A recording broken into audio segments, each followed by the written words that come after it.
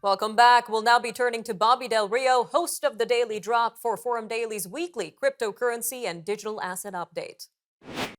It's Bobby Del Rio with your crypto update. We're going to have to start with altcoins. So, for people who don't know what altcoins are essentially cryptocurrencies that are not Bitcoin and that are not stable coins. Sometimes Ethereum is considered an altcoin, sometimes it isn't. But basically, you have about 20,000 cryptocurrencies, the overwhelming majority of which are called altcoins.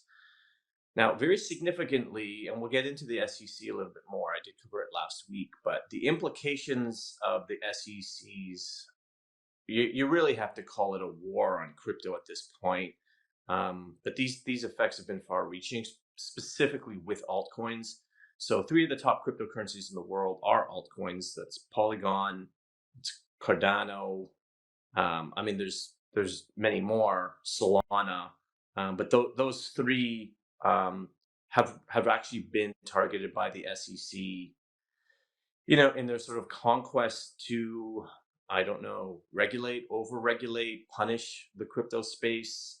So in recent SEC filings, where they're launching lawsuits against Binance and Coinbase, which are the two biggest exchanges in the world, they also caught in that are Solana, Cardano, Polygon, major, multi-billion dollar market caps that are being dubbed unregistered securities within the SEC's purview, which basically means they could be banned, maybe illegal, shut down. Nobody really knows. So what has happened consequently is that those three altcoins and a few others, but those are very, very significant cryptocurrencies, have declined in value by quite a lot over the past week.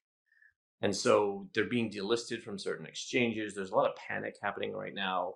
So for anyone who hasn't been following, the panic is happening because the SEC is really like going after everyone at this point. They're suing Binance, they're suing Coinbase, they're calling some of the biggest cryptocurrencies unregistered securities, which means should they happen, should they not happen, are they going to be allowed to happen? Nobody really knows. So what's happening is the entire crypto space is in chaos. Now, it does seem temporary, but again, the SEC has quite a lot of power here, and there's quite a debate if they're using it responsibly. And I think many people in the crypto community would argue that they are not. Speaking of the power of responsibility, very interestingly, this week, the Fed decided to pause their interest rate hikes, which they've been steadily doing for about a year and a half, yet also signaled that they will probably hike in the future. So again, it's a very uncertain, volatile environment where people don't quite understand, okay, so is this good or is this bad? Is this a temporary reprieve, or are there signs that the economy is improving? Inflation's declining, but the sentiment is still negative.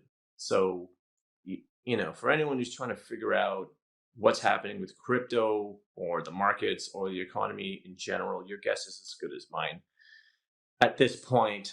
Speaking of confusion in the markets as well, BlackRock is proposing a Bitcoin ETF. Now, we already have actually multiple Bitcoin ETFs in Canada, but in the United States, every single one has been rejected. And there's been a long string of proposed Bitcoin ETFs, which is, a very useful financial product related to Bitcoin. Now, BlackRock, whose client is the Federal Reserve, has obviously a very good chance at getting this approved. Not approved yet, but again, it's kind of this weird series of signals being sent where crypto is being punished, and yet you have the largest asset management company in the world, BlackRock, working with Coinbase, being sued by the SEC, fully pushing into the ETF space. It's a very confusing time, especially if you analyze the US market. A lot of the American business is starting to be pushed offshore.